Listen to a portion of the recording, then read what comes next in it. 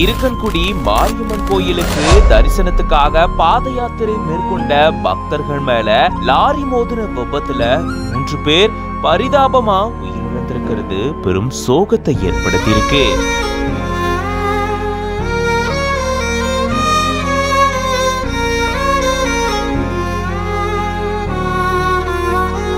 Lorry ஓட்டுநரை போலீசார் கைது செஞ்சு தீவிர விசாரணை மேற்கொண்டு வராங்க.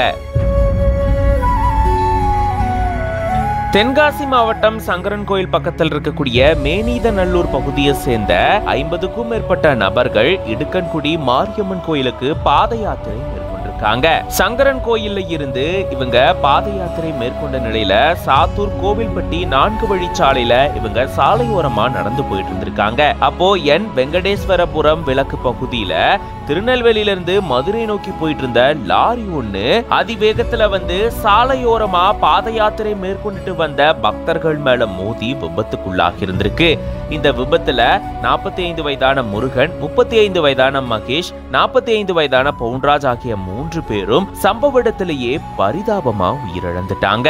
இது தொடர்பா தகவல் அறிஞ்ச சாத்தூர் தாலுகா போலீசார் சம்பவ இடத்துக்கு விரைந்து வந்து உயிரிழந்தவங்களுடைய உடலை மீட்டு பிரேத பரிசோதனைக்காக கோவில்பட்டி அரசு மருத்துவமனைக்கு அனுப்பி வச்சிருக்காங்க.